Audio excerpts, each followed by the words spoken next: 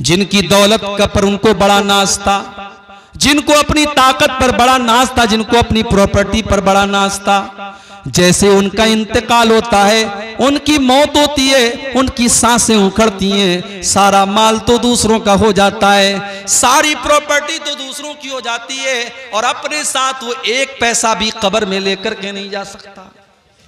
Branded करने वाले और ब्रांडेड कपड़ा पहनने वाले भी मरने के बाद उनका कपड़ा उनके कमरे में पड़ा है और कोई उनके कपड़े को पहनने वाला नहीं है। अपनी 4 व्हीलर गाड़ी में, अपनी फॉर्च्यूनर गाड़ी में सारे गांव में अपनी धाक जमा करके चलने वाला जब इंतकाल हो जाता है, जब मौत हो जाती है, तो 4 लोगों के जनाजे, 4 लोगों के कंधे पर उसका जनाजा जाता है। इतना बेबस हो जाता है, इतना कमजोर हो जाता है कि 4 लोगों के सहारे वो कब्रिस्तान जाता है। वो अपने पैरों से चल कर के कब्रिस्तान भी नहीं जा सकता। कब्रिस्तान पहुंचता है, जनाजे की नमाज होती है, उसको कब्र में उतारा जाता है। उसका बेटा रो रहा है, उसकी बीवी रो रही है, उसके घर वाले रो रहे हैं, मगर कोई ये कहने को तैयार नहीं है। बेटा एक बार भी नहीं कहता है मुझे अपने अब्बा से बड़ी मोहब्बत थी, मेरे अब्बा की बॉडी को रहने दो। बीवी एक बार भी नहीं कहती मुझे अपने शौहर से बहुत प्यार है, मेरे शौहर की डेड बॉडी को रहने दो। 24 घंटे से ज्यादा कोई उसकी डेड बॉडी को रखने के लिए तैयार नहीं है। कोई रखता है क्या? 24 घंटे से ज्यादा कोई डेड बॉडी को रखने के लिए तैयार नहीं है मेरे भाई। इतना बेवैल्यू है, इतना वैल्यूलेस है इंसान। उसकी औकात तब पता चलती है जब उसको मौत आती है। जिंदगी में जो नहाने जाता था जाड़े के मौसम में, तो गीजर ऑन करके नहाता था, गरम गरम पानी से नहाता था, अपने पसंदीदा शैम्पू से अपने बालों को धोता था, अपने पसंदीदा साबुन को अपने बदन पे लगाया करता था, अपने चेहरे पर एक खास कंपनी का फेस वॉश लगाया करता था। आज इतना बेबस और कमजोर हो चुका है, आज मर चुका है, और आज वो ये भी नहीं कह सकता कि है मुझे नहलाने वाले, मैं तो गर्म पानी से नहाया करता था, तू मुझे ठंडे पानी से क्यों नहला रहा है? मैं तो डब साबुन से नहाया करता था, तू तो साबुन भी नहीं इस्तेमाल कर रहा है। मैं तो फला कंपनी का शैम्पू लगाया करता था, तू मुझे वो शैम्पू क्यों नहीं लगा रहा है? आज इतना बेबस है, इतना कमजोर है, आज दूसरे लोग उसको नहला रहे हैं, उसके बदन से कपड़े उतार रहे हैं, उसको नंगा करके उसको नहला रहे हैं। इतना बेबस है, इतना कमजोर है। उसके पेट में कोई गंदगी है तो गुस्ल करने वाला उसके पेट को दबा करके उसके पेट की गंदगी को निकाल रहा है। मेरे प्यारे साथियों, जरा सोचो, वो दिन हमें और आपको भी देखना है। हमें और आपको भी हमारे मरने के बाद गुस्ल दिया जाएगा, हमारे मरने के बाद हमको कफनाया जाएगा, और उस कफन के कपड़े के अंदर कोई जेब भी नहीं है, कोई पॉकेट भी नहीं है। दुनिया में इंसान अपनी पॉकेट का बड़ा ख्याल रखता था, अपने पैसे का बड़ा ख्याल करता था, अपने पर्स में अपना ATM कार्ड लेकर के चला करता था, अपने मोबाइल में UPI लेकर के चला करता था। आज कब्र में जा रहा है, कोई ATM कार्ड उसके काम आने वाला नहीं है, कोई UPI और फोन पे उसके काम आने वाला नहीं है। आज खाली हाथ वो दुनिया से जा रहा है। कब्रिस्तान पहुंचा, कब्र में उतारा जा रहा है। बेटों ने भी मिट्टी दे करके हाथ झाड़ दिया, घर वालों ने भी, भाइयों ने भी मिट्टी दे करके हाथ झाड़ दिया। गोया के सबने हाथ झाड़ करके ये पैगाम दे दिया कि हम यहां तक तो आपके काम आ गए, अब आगे आप जाने और आपके आमाल जाने। इसीलिए अल्लाह के प्यारे नबी फरमाते हैं, यतबउल मय्यत सलासतुन, जब इंसान का इंतकाल होता है तो 3 चीजें उसके साथ होती हैं, मालुहु व अहलुहु व अमलुहु। एक तो उसका माल होता है, एक उसके घर वाले होते हैं, और एक उसका अमल होता है। अल्लाह के नबी फरमाते हैं कि माल तो मरते ही दूसरों का हो जाता है।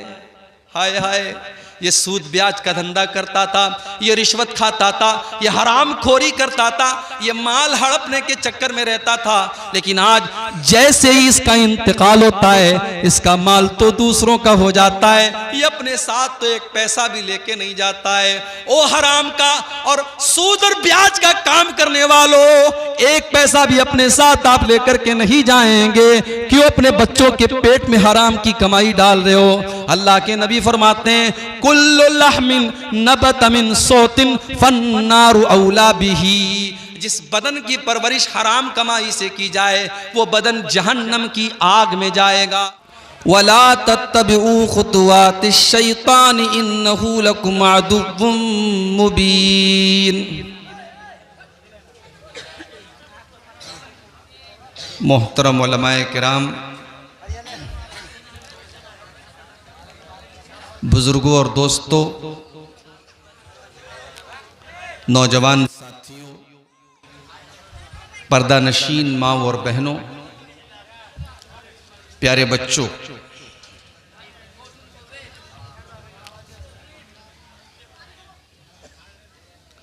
रात के तकरीबन 1:30 बज रहे हैं। बहुत देर से आप हजरात तकरीरें भी सुन रहे हैं, नातिया कलाम भी सुन रहे हैं। माशाअल्लाह आज के प्रोग्राम में मुकर्रिरीन के साथ साथ शुआरा को भी बुलाया गया है और अपने अपने खूबसूरत अंदाज में और आवाज़ में उन शुआराए किराम ने अपना नातिया कलाम भी आपके सामने पेश किया। मेरी अगर अपनी बात करें आप, मैं ये चाहता हूं कि मुझे प्रोग्राम में 12 बजे के पहले का टाइम दिया जाए, इसलिए कि बहुत सारे लोग जलसे में 12 बजे के बाद नहीं बैठते हैं, चले जाते हैं घरों को। और मैं समझता हूं कि जितनी पब्लिक थी इस जलसे में, यूट्यूबर वाले पहले ये बताइए कि आप लोगों का सुनेंगे या मौलाना का सुनेंगे, पहले इसको बताओ। तुम लोग जो है थोड़ा थोड़ा ऊपर उठाते जाते हो, पीछे क्या आदमी बैठा हुआ, जानवर बैठा हुआ, किस काम के लिए बैठा हुआ है? हाँ, इसीलिए करके हमने उस सिस्टम छोड़ा दिया था।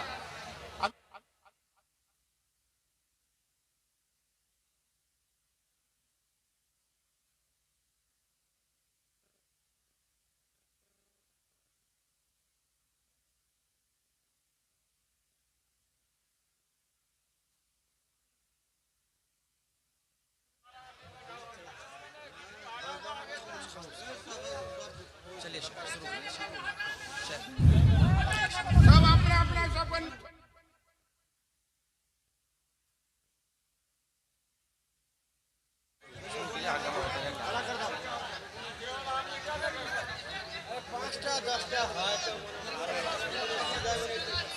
चलाइए मौलाना चलाइए। मेरे भाइयों,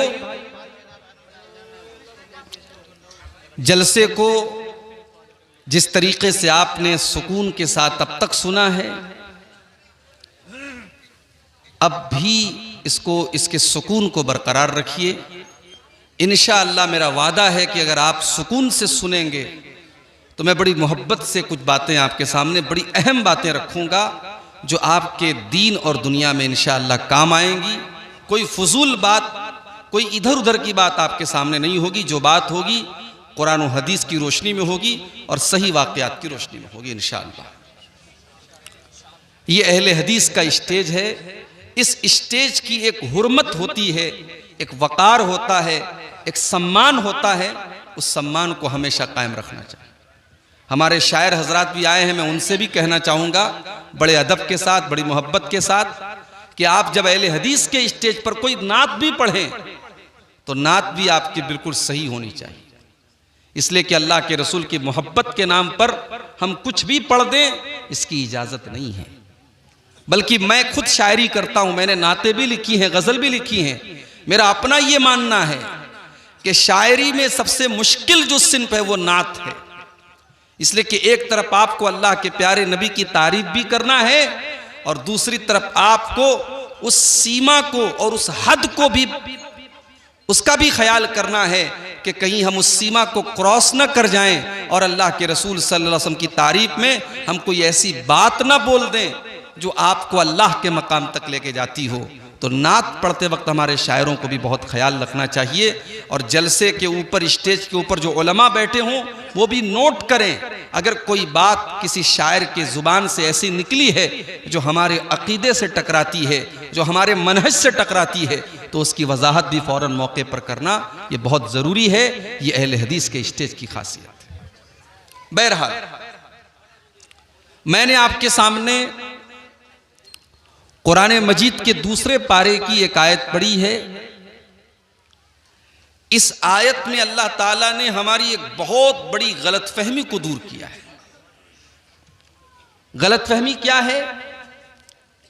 गलतफहमी यह है कि हमने दीन का मतलब बहुत महदूद समझा है, हमने दीन को बहुत सीमित कर दिया है, लिमिटेड कर दिया है। जब हमसे कोई कहता है कि दीन क्या है, तो हम कहते हैं कि दीन का मतलब है कि आदमी नमाज पढ़े, रोजा रखे, ज़कात दे, हज करे, यही दीन है। एक आदमी के चेहरे पर दाढ़ी है, टोपी लगाए है, वो माथे पर सजदे का निशान है, 5 टाइम की नमाज का पाबंद है। हमसे कोई पूछे कि साहब ये इंसान कैसा है, हमारे मुंह से फौरन निकलता है कि ये पक्का मुसलमान है, ये दीनदार है कि नहीं? ऐसा है ना? अल्लाह ताला ने हमारी इस गलतफहमी को दूर किया है। अल्लाह ने इस आयत में बताया है कि दीनदारी का मतलब क्या होता है। तो आइए पहले इस आयत को समझते हैं, फिर बात को आगे बढ़ाते हैं। ये सूरह बकरा की आयत है, कुरान के दूसरे पारे की आयत है। और अगर मेरी याददाश्त धोखा नहीं खा रही है तो ये सूरह बकरा की आयत नंबर 208 है, 208 नंबर की आयत है। या अय्युहल्लदीना आमनू उदखुलू फिस्सिल्मि काफ़ा वला तत्तबिऊ खुतवातिश शैतान इन्नहु लकुम अदुव्वुम मुबीन। ऐ ईमान वालो,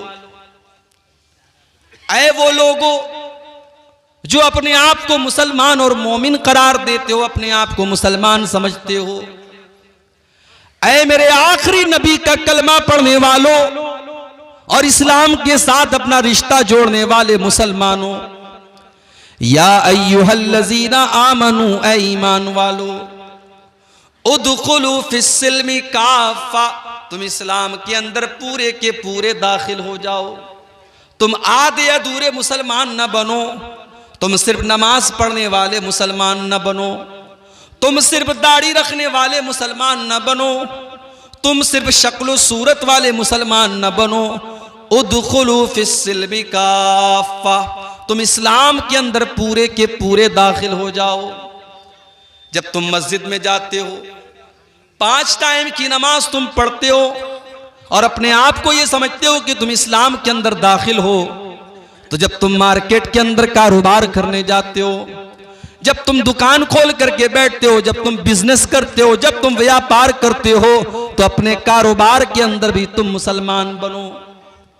जब तुम किसी के साथ लेन देन का मामला करते हो, जब तुम किसी से पैसे का लेन देन करते हो, तो वहां पर भी तुम मुसलमान बनो। तुम्हारा अखलाक कैसा है, तुम्हारा व्यवहार कैसा है, तुम्हारा लोगों के साथ सलूक कैसा है, तुम उस सलूक और अखलाक के अंदर भी मुसलमान बनो। या अय्युहल्लज़ीना आमनू उदखुलू फिस्सिल्मि काफ़ा। मुसलमान तो ऐसे भी हैं। 25 दिसंबर की रात आई, फेसबुक के ऊपर नाम के साथ खान लगा हुआ है, नाम के साथ अंसारी लगा हुआ है, नाम के साथ शेख लगा हुआ है, नाम के अंदर मोहम्मद और अहमद लगा हुआ है, इस्लामी नाम है, मुसलमान घराने से ताल्लुक रखने वाला लड़का और लड़की आज फेसबुक के ऊपर आज लोगों को क्रिसमस की मुबारकबाद दे रहा है। जाकर देख लीजिए आप, बहुत सारे आपके अररिया के भी नौजवान होंगे, वो भाईचारा दिखाने के लिए, वो अपने गैर मुस्लिम भाइयों से दोस्ती दिखाने के लिए, और ये दिखाने के लिए कि हम कट्टर नहीं हैं, हम तो बड़े सेकुलर लोग हैं, हम तो बड़े लिबरल लोग हैं, हम तो बड़े साफ सुथरे जहन के लोग हैं, हमें मौलवियों ने पट्टी नहीं पढ़ाई है, हम तो ईद का त्यौहार भी मनाते हैं और हम क्रिसमस और दिवाली की मुबारकबाद भी देते हैं। आज कितने मुसलमान हैं जो मैरी क्रिसमस लिख करके अपने फेसबुक के ऊपर और अपने व्हाट्सएप के स्टेटस के ऊपर डाल रहे हैं। क्या आपको पता है कि इस क्रिसमस की मुबारकबाद दे करके आप क्या साबित करना चाहते हैं?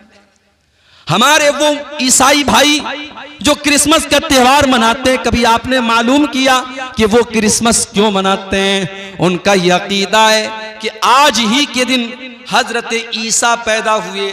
लेकिन माफ कीजिए, हम तो ईसा अलैहिस्सलाम को अल्लाह का बंदा मानते हैं, अल्लाह का रसूल मानते हैं, मगर ईसाई से आप जा करके पूछो तुम ईसा को क्या मानते हो, तो वो कहता है कि Jesus is son of God. वो जवाब देगा Jesus is son of God. वो कहेगा कि ईसा मसीह तो अल्लाह के बेटे हैं, अल्लाह ने नऊजुबिल्लाह अपने बेटे को ईसा बना करके दुनिया में भेजा। मेरे प्यारे साथियों, इसका मतलब यह हुआ कि क्रिसमस मनाने वाला ये अकीदा रखता है कि आज के दिन अल्लाह ताला का बेटा पैदा हुआ, और इससे बड़ी गाली अल्लाह के नजदीक कोई नहीं है। शराब पीने वाला, ज़िना करने वाला, चोरी करने वाला, कत्ल करने वाला उतना बड़ा पाप नहीं करता है जितना बड़ा पाप अल्लाह ताला के लिए किसी को बेटा बनाने वाला करता है। इसीलिए अल्लाह ताला ने कुरान की सबसे छोटी सूरत में हमको ये अकीदा सिखा दिया, और इस सूरत का नाम सूरह इखलास भी रखा गया, और इस सूरत को 1/3 कुरान के बराबर भी करार दिया गया। कुल हुवल्लाहु अहद अल्लाहुस समद लम यलिद वलम यूलद वलम यकुल लहू कुफुवन अहद। ऐ नबी, आप ऐलान कर दीजिए अल्लाह एक है, अल्लाहुस समद, अल्लाह बेनियाज है, अल्लाह को किसी के सहारे की जरूरत नहीं है, अल्लाह को किसी की मदद की जरूरत नहीं है। लम यलिद वलम यूलद, न तो उसने किसी को जन्म दिया है, न उसको किसी ने जन्म दिया है, न उसका कोई बेटा है, न वो किसी का बेटा है। वलम यकुल लहू कुफुवन अहद, और उसके बराबर और उसका हमसर भी कोई नहीं है। ये अकीदा है हमारा। हमारे यहाँ 4 साल के बच्चे को सूरह इखलास याद होती है। जो सूरह इखलास को याद करेगा और सूरह इखलास का मतलब समझेगा, वो फेसबुक के ऊपर मैरी क्रिसमस नहीं लिख सकता, वो क्रिसमस की मुबारकबाद नहीं दे सकता जिसने ये अकीदा बचपन से पढ़ा हो, लम यलिद वलम यूलद, कि अल्लाह का कोई बेटा नहीं, अल्लाह किसी का बेटा नहीं, वो क्रिसमस की मुबारकबाद नहीं दे सकता। मगर अफसोस तो इसी बात का है मेरे भाई, हमने जलसे तो बहुत कराए सीमांचल में, शायद साल भर में अगर हम गिनती करेंगे तो आपके अररिया के अंदर कम से कम कई 100 जलसे होते होंगे। आपने जलसा तो करा लिया, हजारों की पब्लिक तो आपने इकट्ठा कर ली, मगर दीन का इल्म क्या है, माफ कीजिए, ये आपके पास इसकी कोई नॉलेज नहीं है। दीन के इल्म के नाम पर आप जीरो हैं। जलसा भी आप सुनते हैं तो मनोरंजन के लिए, तकरीरें सुनने के लिए आते हैं तो इंटरटेनमेंट के लिए, जो जितना आपको हंसा दे, जो जितना आपकी आंखों में आंसू दिला दे, जो आपके मन की बातें कर दे, जो आपके जज्बात के साथ खेल ले, उससे बेहतरीन कोई शायर नहीं, उससे बेहतरीन कोई मुकर्रिर नहीं, उससे ज्यादा महबूब आपके नजदीक कोई नहीं। आपने तो जलसों को भी इंटरटेनमेंट का जरिया बना दिया। मेरी बातें बुरी लगे, लगती रहे, मैं परवाह नहीं करता। मैं हर जलसे में और तकरीर में, सीमांचल के जलसों में ये बात कहता हूं कि आप अपने जलसों की दशा को बदलिए, आप अपने जलसों की हालत को बदलिए। कल मेरा प्रोग्राम था कलियाचक में, बंगाल में। आप यकीन कीजिए, जिन साहब के घर में मेहमान बन के गया था, दरवाजे पर दाखिल होते ही मैंने मकान के टाइल पर देखा तो अजमेर शरीफ का फोटो बना हुआ है और ऊपर लिखा हुआ है ख्वाजा गरीब नवाज। ये उनके मकान की टाइल के ऊपर ये तस्वीर लगी है। मुझे बड़ा अचंबा हुआ, हैरत हुई। मैंने पूछा कि भाई साहब, ये जिसके मकान में मैं आया हूं, ये मसलक के एतबार से क्या है, ये कौन से मसलक से ताल्लुक रखते हैं? जवाब मिला, ये बड़े पक्के अहले हदीस हैं। मैंने कहा बड़ी हैरत की बात है, अहले हदीस के मकान में टाइल लगा हुआ है और टाइल के ऊपर अजमेर का फोटो लगा है, और अजमेर के फोटो के साथ साथ ये लिखा हुआ है ख्वाजा गरीब नवाज। मैंने बुलाया उनको, मैंने कहा भाई साहब ये क्या लगवाया आपने? कहा जब मैं मकान बनवा रहा था मैं टाइल की दुकान पर गया, बहुत सारे टाइल उसने मुझे दिखाए, ये मुझको अच्छा लगा, मुझे लगा कि इसके अंदर कुछ अच्छी बातें लिखी हैं, इसके अंदर अच्छी सी तस्वीर बनी है, मैंने ये सोच करके इसको टाइल लगा लिया। मैंने कहा भाई साहब आपने ये पता क्यों नहीं करने की कोशिश की कि इस टाइल के ऊपर क्या लिखा है और किस चीज का फोटो बना है? आपका ये टाइल ये बता रहा है कि आप इस शिरकिया अकीदे का सपोर्ट कर रहे हैं। इसमें हजरत ख्वाजा मोइनुद्दीन चिश्ती अजमेरी जो बहुत बड़े अल्लाह के वली और नेक बंदे थे, उनको गरीब नवाज का दर्जा दिया गया है। मैंने कहा आप अहले हदीस हैं, आपको शर्म आनी चाहिए। बोले मौलवी साहब मुझे मालूम नहीं था, मुझे पता नहीं था। मैंने कहा मैं उम्मीद करता हूं कि अगली बार जब मैं आऊंगा तो आपके मकान का ये टाइल निकल करके दूसरा इसकी जगह लगा होगा।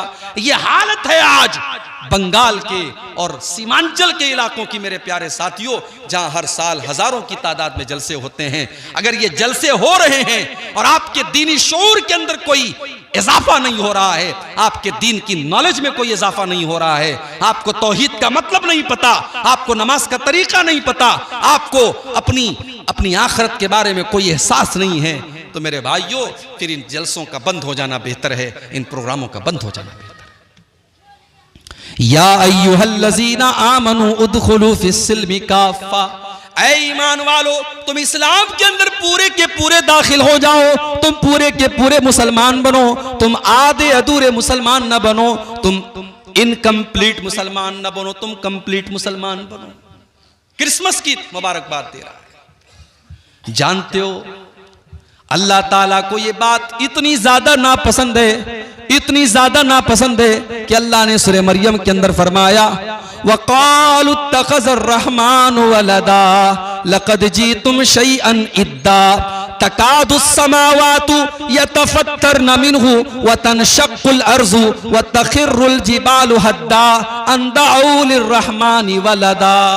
हो लोगो तुम कितने बड़े नादान हो, तुमने अल्लाह का बेटा बनाना शुरू कर दिया। ये आसमान फट जाए, ये जमीन फट जाए, ये बड़े बड़े पहाड़ गिर जाएं, ये इतनी बड़ी बात नहीं होगी जितनी खतरनाक बात तुम अपने मुंह से निकालते हो कि रहमान ने किसी को अपना बेटा बना लिया, अल्लाह ने किसी को अपना बेटा बना लिया। वमा यंबगी लिर्रहमानि अन यत्तखिज़ वलदा, अल्लाह ताला किसी को अपना बेटा नहीं बना सकता, अल्लाह का कोई बेटा नहीं हो सकता। इन कुल्लु मन फिस समावाति वल अर्दी इल्ला आतिर रहमानी अबदा। कल कयामत का दिन होगा, कल कयामत का दिन होगा और दुनिया के बड़े बड़े बादशाह अल्लाह के दरबार में हाजिर होंगे। फिरौन भी आएगा, कारून भी आएगा, नमरूद भी आएगा, हिटलर भी आएगा, हिंदुस्तान के वज़राए आज़म भी आएंगे, हिंदुस्तान के बादशाह भी आएंगे, हिंदुस्तान पर हुकूमत करने वाले लोग भी आएंगे। वो लोग भी आएंगे जिनके बारे में शायर ने कहा था कुर्सी है तुम्हारा ये जनाजा तो नहीं है, कुछ कर नहीं सकते तो उतर क्यों नहीं जाते। वो बेशर्म और बेगैरत लोग भी आएंगे जो कुर्सी और इख्तिदार से चिपक करके रहना जानते हैं। वो लोग भी आएंगे जिनको ये लगता था कि उनका इख्तिदार कभी खत्म नहीं हो सकता, उनका पावर कभी खत्म नहीं हो सकता। अल्लाह फरमाता है इन कुल्लु मन फिस समावाति वल अर्दी इल्ला आतिर रहमानी अबदा। जमीन व आसमान में जितने लोग हैं सब के सब अल्लाह की बारगाह में आएंगे और अल्लाह के बंदे बन करके आएंगे। नमरूद भी अल्लाह का बंदा बन करके आएगा, कारून भी अल्लाह का बंदा बन करके आएगा, फिरौन भी अल्लाह का बंदा बन करके आएगा, अबू जहल और अबू लहब भी अल्लाह का बंदा बन करके आएगा। लोगों पर अत्याचार करने वाले और जुल्म करने वाले हाकिम और बादशाह और मिनिस्टर भी अल्लाह की बारगाह में अल्लाह के बंदे बन करके आएंगे। जब सब अल्लाह के बंदे हैं तो अल्लाह का बेटा किसी को करार देना ये दुनिया का बहुत बड़ा पाप है और क्रिसमस मनाने वाला यही काम कर रहा है। क्रिसमस मना रहा है हमारा मुसलमान। स्कूल के अंदर बच्चा पढ़ रहा है, वहां एक दाढ़ी रख करके लंबी टोपी लगा करके एक इंसान आता है और वो बच्चों को टॉफी बांटता है, वो क्रिसमस के मौके पर, वो ईसा मसीह की पैदाइश की खुशी के मौके पर लोगों को टॉफ़ी बांटता है, और मुसलमानों के बच्चे भी कॉन्वेंट स्कूलों में जाकर के वो टॉफ़ी कलेक्ट करते हैं, वो चीज़ें सीख रहे हैं। यही नहीं, स्कूलों के अंदर फंक्शन होता है, ड्रामा होता है, और वहां पर मुसलमान बच्चे भी ये क्रिसमस का पूरा ड्रामा मना रहे हैं। मेरे प्यारे साथियों, मैं फिर से आपको कुरान के दूसरे पारे की वो आयत याद दिला रहा हूं, या अय्युहल्लज़ीना आमनू उदखुलू फिस्सिल्मि काफ़ा, ऐ ईमान वालो तुम इस्लाम के अंदर पूरे के पूरे दाखिल हो जाओ। अभी तो 25 दिसंबर की रात खत्म हुई, 4-5 दिन के बाद 31 की नाइट आएगी, 31 दिसंबर की रात आएगी। साल भर में जितनी शराब नहीं पी जाती उतनी उस एक रात में पी जाती है। साल भर में जितना ज़िना नहीं होता उस एक रात में होता है। साल भर में जितना नाच गाना नहीं होता उस एक रात में होता है। आपके पूर्णिया में, आपके अररिया में, आपके फॉरबिसगंज में, आपके कटिहार में, आपके पटना में, आपके तमाम बड़े बड़े शहरों में जो 5 स्टार होटल हैं वहाँ प्रोग्राम होते हैं। वहाँ नाचने वाली नचनिया को बुलाया जाता है, वहाँ डांस करने वाली डांसर को बुलाया जाता है। और आपको जानकर के हैरत होगी, 20-20 हज़ार के टिकट वहाँ पर होते हैं, और हमारा मुसलमान नौजवान टिकट की लाइन में लग कर के वो टिकट खरीदता है और हैप्पी न्यू ईयर का जश्न मनाने जाता है। वज़ा में तुम हो नसारा तो तमद्दुन में हुनूद, ये मुसलमान है जिन्हें देख के शर्माए यहूद।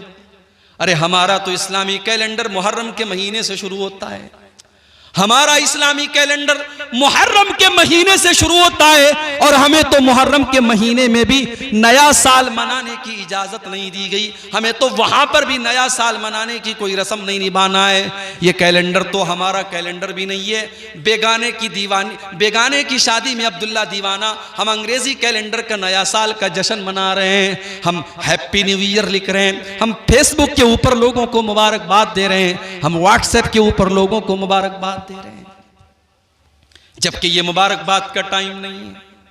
अगर आपकी जिंदगी से सन 2022 खत्म हो रहा है और सन 2023 शुरू हो रहा है, तो ये कोई खुशी की बात नहीं है, ये तो सोचने की बात है, ये तो रोने का मकाम है, ये तो गौर करने का मकाम है कि आप तो अपनी जिंदगी के 1 साल को आपने और गंवा दिया। आप तो अपनी मौत से एक कदम और करीब हो गए। आपकी जिंदगी की किताब से एक वरक अल्लाह ताला ने और निकाल दिया, और आपकी जिंदगी की ईंट से एक और, जिंदगी की इमारत से एक ईंट और गिर गई। होना तो ये चाहिए था, आप अपना जायजा लेते, आप अपने गिरेबान में झांकते और सोचते कि 2022 में मैं नमाज नहीं पढ़ता था, चलो 2023 शुरू हो रहा है, नया साल शुरू हो रहा है, आए अल्लाह मैं तुझसे वादा करता हूं कि अब इस नए साल में मैं 5 टाइम की नमाज पढ़ूंगा। आप कुरान नहीं पढ़ते थे। होना तो ये चाहिए था, साल पलट रहा है तो आप अपनी इस कमी को दूर करते, आप अपनी जुबान से गाली निकालते थे। आप अल्लाह से वादा करें, आए अल्लाह सन 2023 शुरू हो रहा है, आए अल्लाह मैं वादा करता हूं कि अब मैं अपनी जुबान को गाली से बचाऊंगा।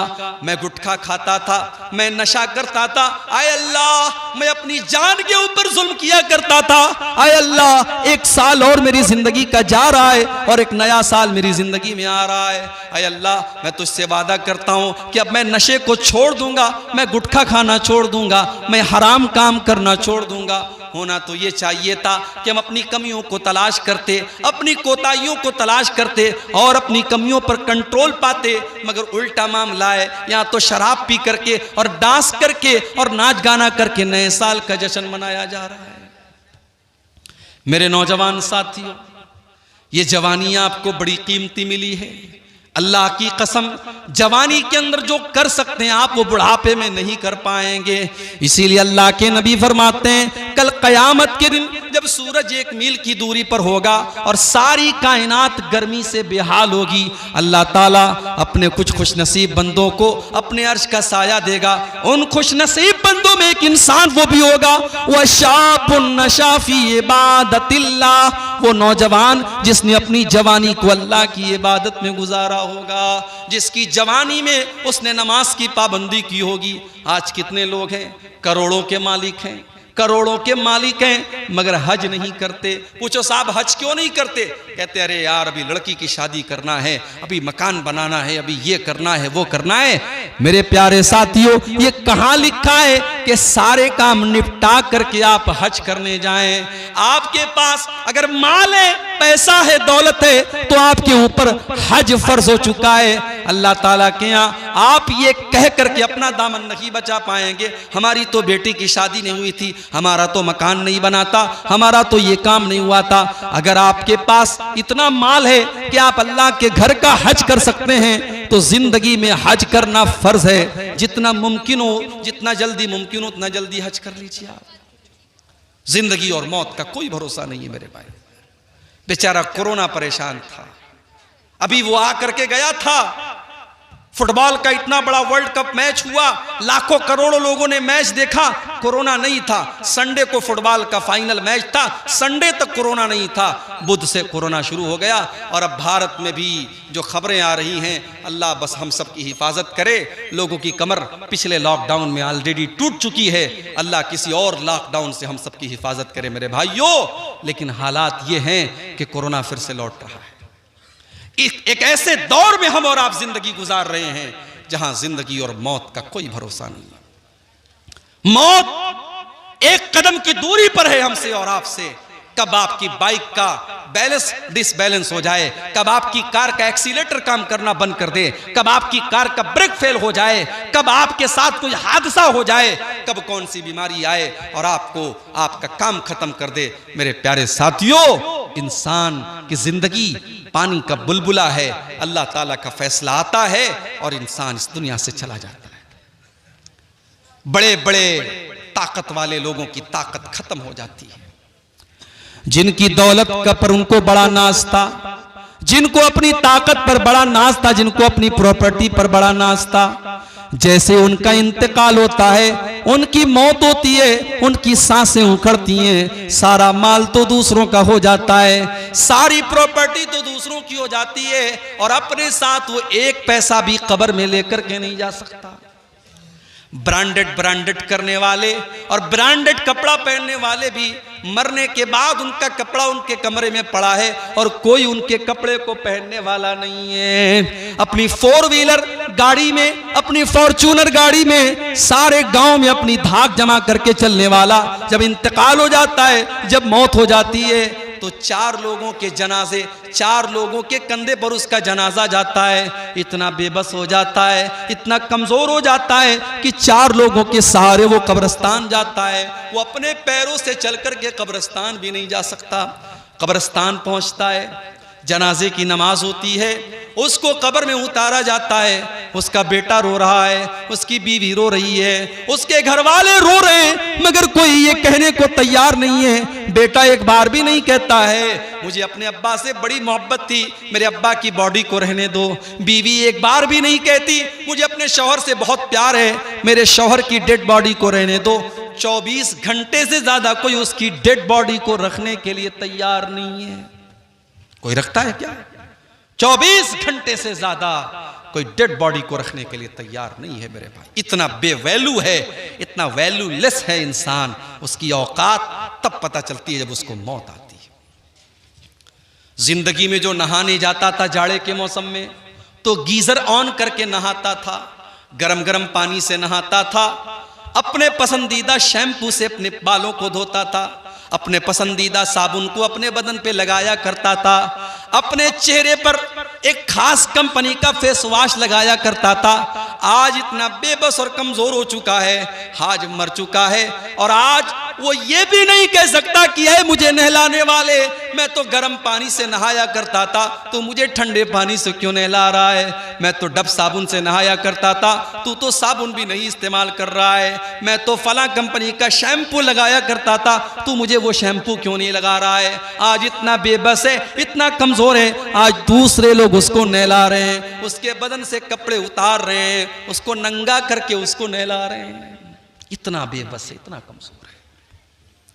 उसके पेट में कोई गंदगी है तो गुस्ल करने वाला उसके पेट को दबा करके उसके पेट की गंदगी को निकाल रहा है। मेरे प्यारे साथियों, जरा सोचो, वो दिन हमें और आपको भी देखना है। हमें और आपको भी हमारे मरने के बाद गुस्ल दिया जाएगा, हमारे मरने के बाद हमको कफनाया जाएगा, और उस कफन के कपड़े के अंदर कोई जेब भी नहीं है, कोई पॉकेट भी नहीं है। दुनिया में इंसान अपनी पॉकेट का बड़ा ख्याल रखता था, अपने पैसे का बड़ा ख्याल करता था, अपने पर्स में अपना ATM कार्ड लेकर के चला करता था, अपने मोबाइल में UPI लेकर के चला करता था।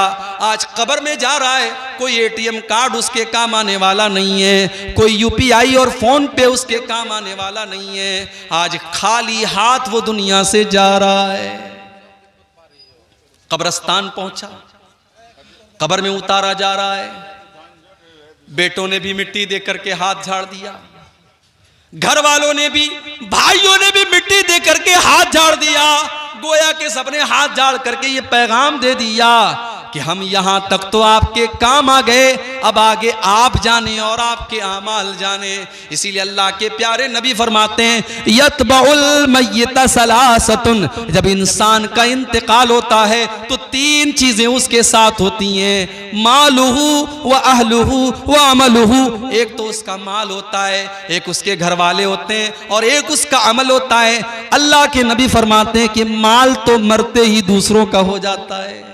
हाय हाय, ये सूद ब्याज का धंधा करता था, ये रिश्वत खाता था, ये हराम खोरी करता था, ये माल हड़पने के चक्कर में रहता था। लेकिन आज जैसे ही इसका इंतकाल होता है, इसका माल तो दूसरों का हो जाता है, ये अपने साथ तो एक पैसा भी लेके नहीं जाता है। ओ हराम का और सूद और ब्याज का काम करने वालों, एक पैसा भी अपने साथ आप लेकर के नहीं जाएंगे। क्यों अपने बच्चों के पेट में हराम की कमाई डाल रहे हो? अल्लाह के नबी फरमाते हैं, कुल्लु लहमिन नबत मिन सोतिन फन्नारु औला बिही। जिस बदन की परवरिश हराम कमाई से की जाए, वो बदन जहन्नम की आग में जाएगा। मुझे मालूम है कटिहार और सीमांचल के इलाकों में आज बंधन लोन के नाम से लोन की स्कीम चलाई जा रही है, औरतों के नाम से लोन लिया जा रहा है, और एक बड़ी तादाद में मुसलमान आज लोन ले रहा है और सूद और ब्याज के ऊपर कर्जे ले रहा है।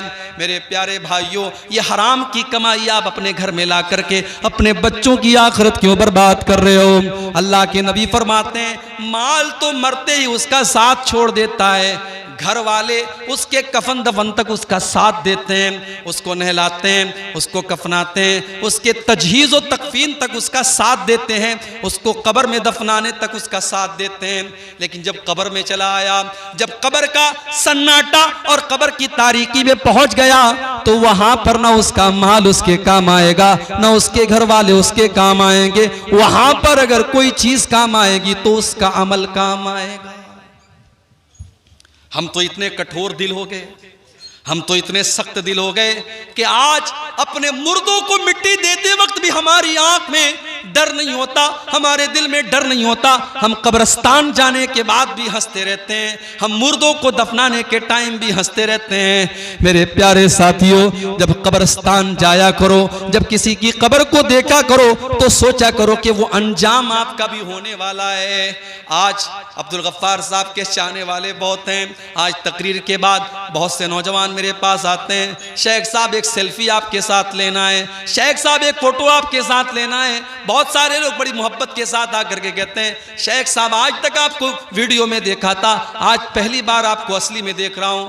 बड़ी मोहब्बत करते हैं लोग, बड़ी बड़ी बड़ी बातें करते हैं। मगर जब मैं कब्र में जाऊंगा, जब अल्लाह के यहाँ मेरी नेकियां कम पड़ जाएंगी, मेरे गुनाह ज्यादा पड़ जाएंगे, मुझे कोई चाहने वाला और मुझसे मोहब्बत का कोई दावा करने वाला न कब्र में मेरे काम आएगा, न आखिरत में मेरे काम आएगा।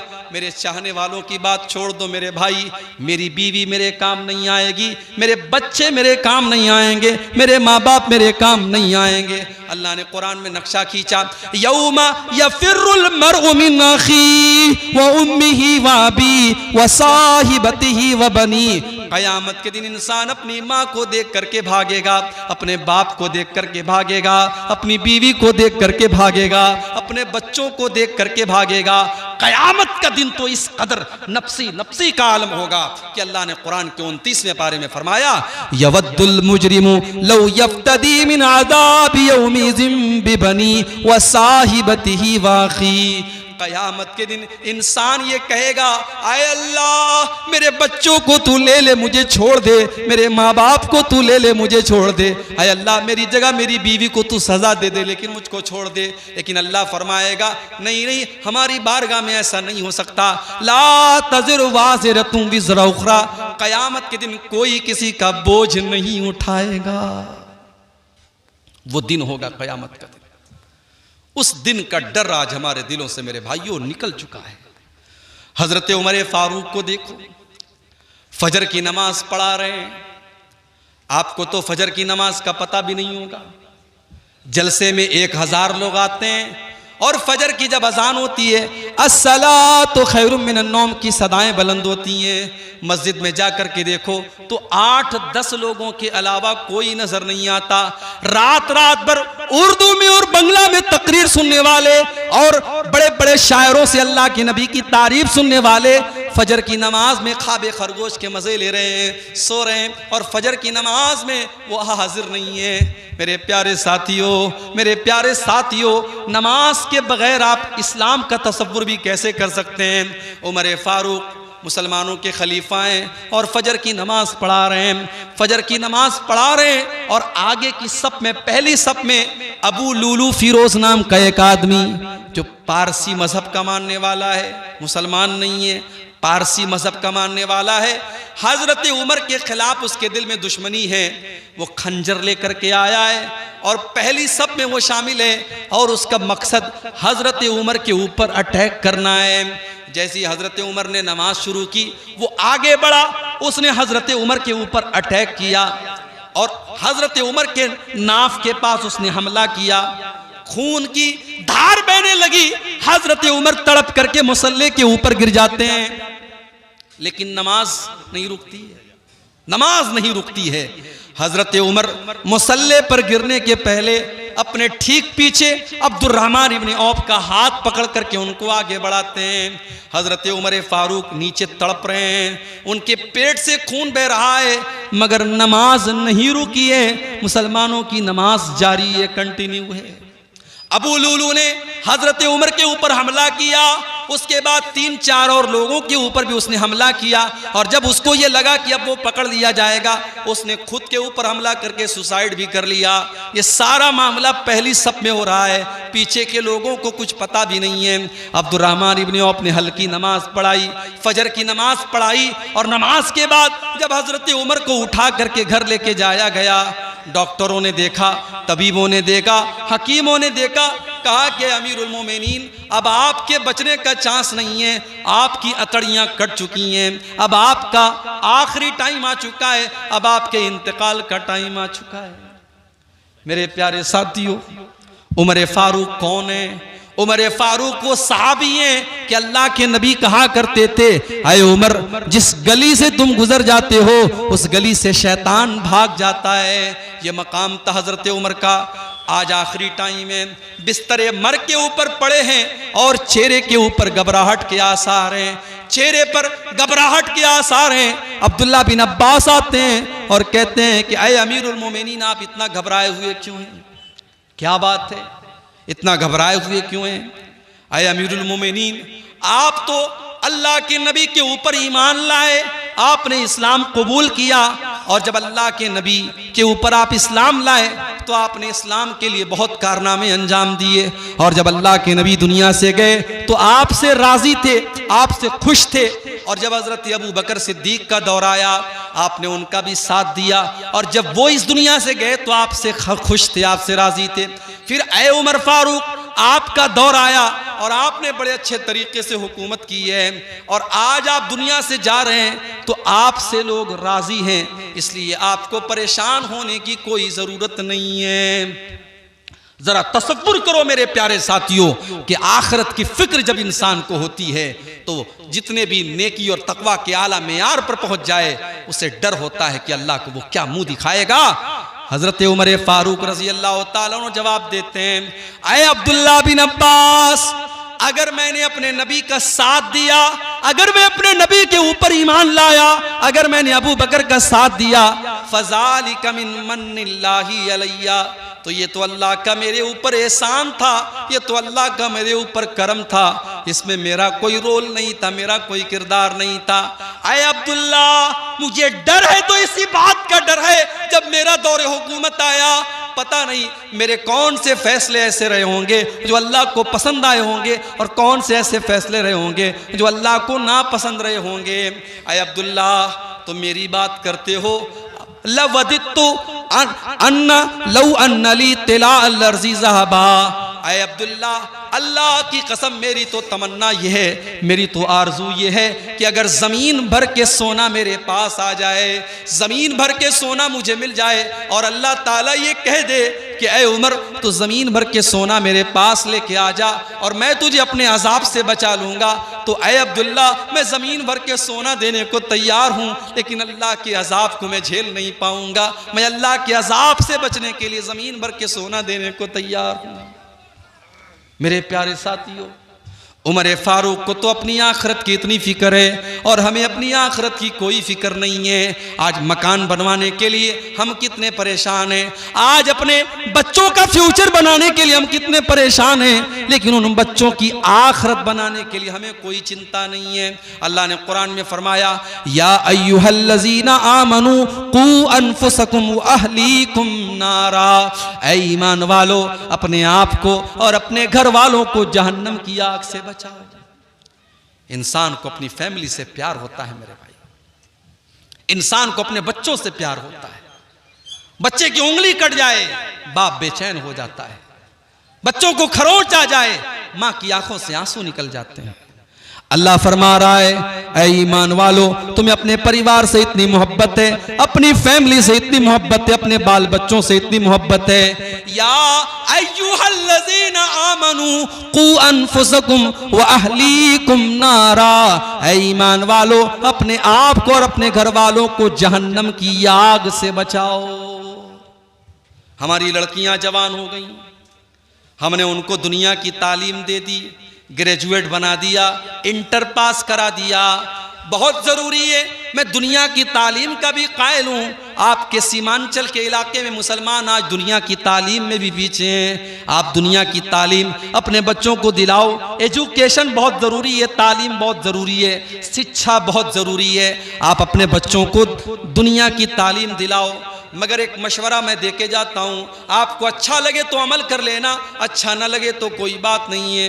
मैंने मुंबई के अंदर भी देखा, मैंने कलकत्ता के अंदर भी देखा, मैंने बेंगलोर के अंदर भी देखा कि बड़े बड़े करोड़पति बाप के बच्चे जो स्कूल में पढ़ रहे हैं। जाहिर है स्कूलों का अपना एक सिलेबस होता है। स्कूल में बच्चा अंग्रेजी पढ़ रहा है, हिंदी पढ़ रहा है, मराठी पढ़ रहा है, साइंस पढ़ रहा है, मैथ पढ़ रहा है, सब कुछ पढ़ रहा है, मगर वहां बच्चे को कुरान पढ़ाने वाला कोई नहीं है। स्कूल में बच्चे को अल्लाह के बारे में बताने वाला कोई नहीं है, रसूल के बारे में बताने वाला कोई नहीं है। मैंने बंबई के अंदर देखा, मैंने बेंगलोर के अंदर देखा, मैंने मद्रास के अंदर देखा कि मस्जिदों के अंदर छोटे छोटे मकतब चल रहे हैं।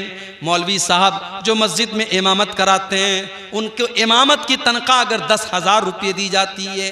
आपके सीमांचल में मैं जानता हूँ मस्जिदों के इमामों की तनख्वाहें बहुत मामूली होती हैं, लेकिन बड़े बड़े शहरों में जहाँ 10-15 हज़ार उनको इमाम की तनख्वाह दी जाती है, वहाँ इमाम को इमामत के साथ साथ ये ड्यूटी भी दी जाती है कि आपको बच्चों को मकतब में कुरान पढ़ाना है, नबी की बातें बताना है।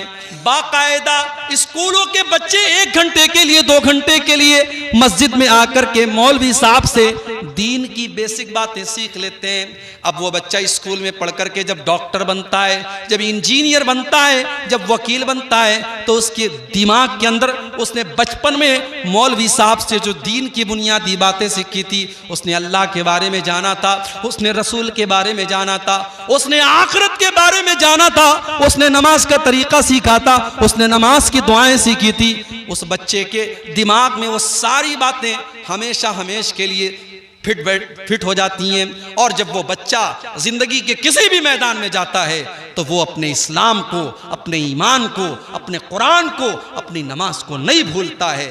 मेरे प्यारे साथियों, आज मुसलमान लड़कियां अगर गैरों के साथ फरार हो रही हैं और बाकायदा एक साजिश के तहत उनको इस्लाम से निकाल करके उनको मुर्तद बनाया जा रहा है और उनके साथ साजिश रच करके उनकी इज्जत का सौदा किया जा रहा है, तो उसके बहुत बड़े जिम्मेदार हम और आप हैं। हमने अपनी बच्चियों को दीन की तालीम नहीं दी, हमने अपने बच्चों को दीन की तालीम नहीं दी। सीमांचल में गांव-गांव में मदरसे हैं, मगर मदरसे में सारे लोग तो अपने बच्चों को नहीं पढ़ाते, सारे लोग तो अपने बच्चों को मदरसे में पढ़ाने को तैयार नहीं है। हमारा बच्चा मदरसे में नहीं पढ़ेगा, मदरसे का खाना हमारा बच्चा नहीं खाएगा। मदरसे में बड़े गरीब घरों का बच्चा, बड़े मिडिल क्लास का बच्चा पढ़ता है, अमीर लोग तो अपने बच्चों को मदरसों में नहीं पढ़ाते हैं। मेरे प्यारे साथियों, अगर अल्लाह ने आपको दौलत दी है तो आप अपने बच्चों को कॉन्वेंट स्कूल में और आला स्कूल में पढ़ाने के साथ साथ अपने बच्चों और बच्चियों को दीन की तालीम भी दिलाइए। कू अनफुसकुम व अहलीकुम नारा, ऐ ईमान वालों, अपने आप को और अपने घर वालों को जहन्नम की आग से बचाओ। और जानते हो जहन्नम की आग कैसी होगी? फरमाया कि जहन्नम की आग पेट्रोल से नहीं जलेगी, जहन्नम की आग डीजल से नहीं जलेगी, जहन्नम की आग कोयले से नहीं जलेगी। वक़ूदुहन नास वल हिजारा, जहन्नम की आग तो इंसानों से जलेगी और पत्थरों से जलेगी। अलैहा मलाइकतुन गिलाजुन शिदादुल ला यासून अल्लाह, उस जहन्नम के जो दारोगा होंगे, उस जहन्नम के जो चौकीदार होंगे, वो बड़े टाइट होंगे, बड़े सख्त होंगे, वो किसी के साथ कोई मुरव्वत नहीं करेंगे, कोई रहम नहीं करेंगे। अपने आप को और अपने घर वालों को जहन्नम की आग से बचाओ मेरे भाई। शादी करते हैं आप, शादी में आपके सीमांचल के इलाके में मैं जानता हूं, मैंने देखा है बड़े बड़े मौलवियों को मैंने देखा है कि वो भी जहेज ले रहे हैं, 100-100 200 लोगों से बारात लेके जा रहे हैं। लेकिन अल्लाह का फजल व करम है कि ऐसे नौजवान भी हमने देखे हैं। अभी आज ही एक नौजवान से मुलाकात हुई, उसने कहा मौलवी साहब मैंने 1 पैसे का जहेज नहीं लिया, हम लोग टोटल 9 लोग गए थे, हम लड़की को विदा करके लेके चले आए, बड़ी खुशी हुई, मैंने मुबारकबाद दी। आज ऐसी शादियां भी होती हैं, और जब ऐसी शादियां होती हैं तो मियाँ बीवी के रिश्ते में मोहब्बत पैदा होती है। जब ऐसी बीवी आपके घर में आएगी जिसमें आपने जहेज की कोई डिमांड नहीं की होगी और बारात का कोई चक्कर नहीं होगा, और आपने रस्म और रिवाज से अपने आप को पाक किया होगा, वो निकाह के जरिए जब आप अपनी बीवी को घर में लाएंगे, उस रिश्ते में अल्लाह ताला बरकत पैदा करेगा। जो औलाद पैदा होगी वो औलाद भी नेक पैदा होगी। आज औलाद क्यों खराब पैदा हो रही है? जब माएँ खराब हैं, जब बाप खराब है, तो बच्चे तो खराब होंगे ना।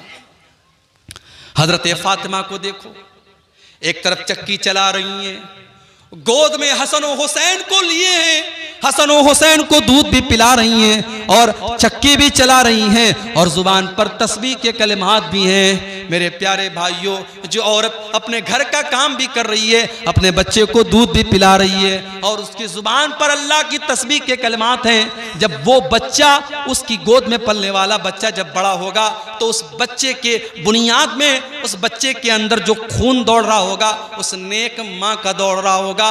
आज ऐसी माएँ कहाँ हमारे समाज में मिलती हैं? हमने तो जब रिश्ता देखना होता है, हम जब रिश्ता देखते हैं तो हम ये देखते हैं कि लड़की कितनी स्मार्ट है, कितनी खूबसूरत है, कितनी देखने में हैंडसम है, कितनी खूबसूरत है। हम तो खूबसूरती को मेयार बनाते हैं। अल्लाह के प्यारे नबी ने फरमाया, तुन कहुल मरातु लिअरबईन, जब लड़कियों की शादी करो तो 4 चीजें देखी जाती हैं, 4 चीजें लड़की के अंदर देखी जाती हैं। ले मालिहा वले हसबिहा वले जमालिहा वले दीनिहा। कुछ लोग तो माल देखते हैं कि कितना जहेज लेकर के आएगी, कुछ लोग उसका खानदान देखते हैं कि हमारी बरादरी की है कि नहीं, हमारे समाज की है कि नहीं, हमारे समाज के बाहर की तो नहीं है, और कुछ लोग उसकी खूबसूरती देखते हैं कि कितनी खूबसूरत है। लड़का चाहे साउथ अफ्रीका का लग रहा हो, लेकिन लड़की उनको बिल्कुल हूर जैसी चाहिए। कुछ लोगों को खूबसूरती पर वो मर मिटते हैं, वाले दीनिहा, और कुछ लोग दीनदारी देखते हैं। अल्लाह के नबी ने फरमाया, फज़फर बिज़ाति दीन, तुम दीनदार औरत को तरजीह दो और दीनदार औरत को घर में लेके आओ। अच्छा, एक अजीब बात बताऊं, आपके यहाँ हल्दी की रस्म होती है कि नहीं? कोई बताए भाई, मुझे नहीं मालूम। होती है ना, माशाअल्लाह। हल्दी की रस्म में क्या होता है? हल्दी लगाई जाती है। अब तो बाकायदा बड़े बड़े फंक्शन होते हैं शादी के 1-2 दिन पहले हल्दी के नाम से। उसमें बहुत सारे घर की औरतें जो होती हैं वो हल्दी के रंग का कपड़ा पहनती हैं, पीले रंग का कपड़ा पहनती हैं, और खाना पीना होता है, पूरा फंक्शन होता है, उसको कहते हैं हल्दी की रस्म। और ये रस्म कौन मना रहा है? मुसलमान मना रहा है। और मुसलमान में भी कौन सा मुसलमान? जिसका ये दावा है कि वो कुरान और हदीस पे चलता है, जो सीने पर हाथ बांधता है, जो बराबर रफ़ायदैन करता है, जो आमीन जोर से बोलता है, और जो कहता है कि साहब हम पक्के अहले हदीस हैं, उसके घर में भी हल्दी की रस्म हो रही है। जाओ गूगल के पर टाइप करो, हिंदी में टाइप करो, हिंदी तो आती है ना आप लोगों को, हिंदी में टाइप करो हल्दी की परंपरा कहां से शुरू हुई। बस इतना टाइप कर दो गूगल के अंदर जाके। हल्दी की परंपरा हमारे भारत में शुरू हुई, ये भारतीय परंपरा है।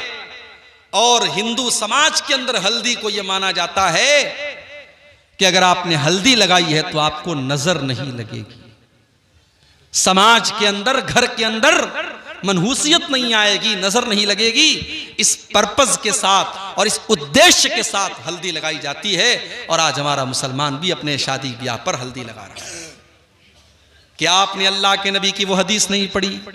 मन तशब्बह बिकौमिन फहुवा मिनहुम, जो किसी कौम की नकल करेगा वो उन्हीं में से होगा, उन्हीं में से होगा। और आगे बढ़िए, शादी के मौके पर लड़का जब अपनी ससुराल जाता है तो उसकी जवान जवान सालियां उसका रास्ता रोक लेती हैं, जवान जवान सालियां उसके जूते चुरा लेती हैं, और जब तक वो जूता की चुराई न दे दे, वो दरवाजे की छिकाई न दे दे, तब तक वो अपनी बीवी को रुखसत करके लेके नहीं जा सकता।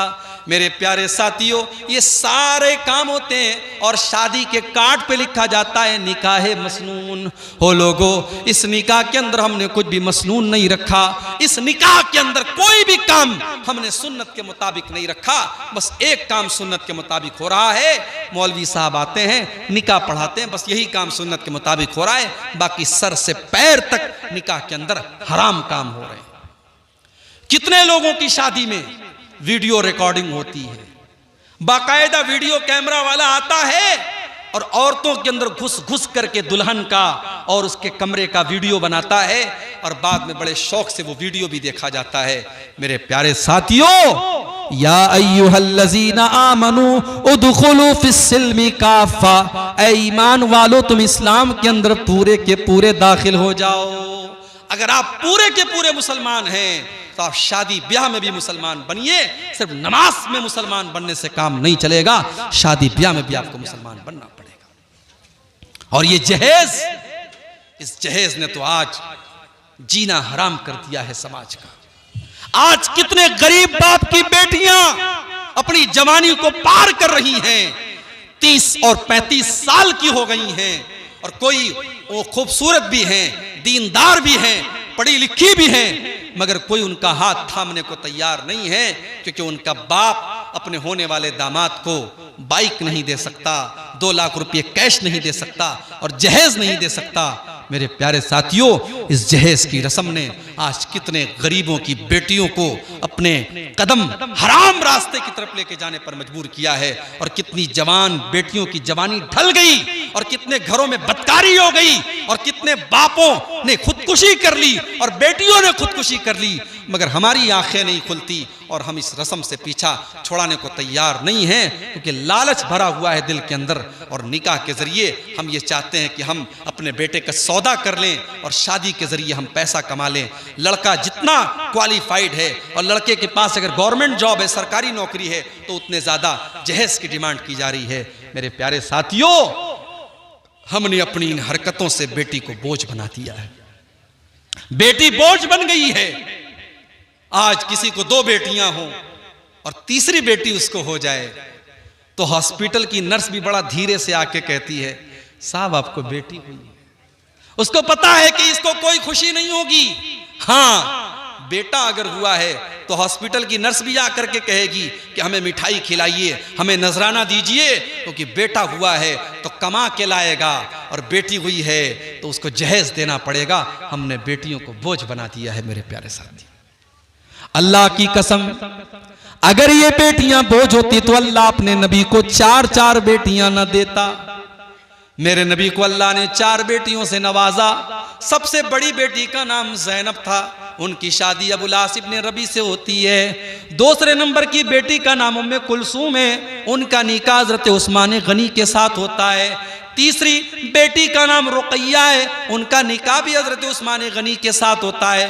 पहले रुकैया का निकाह होता है, जब उनका इंतकाल हो जाता है तब उम्मे कुलसूम का निकाह होता है।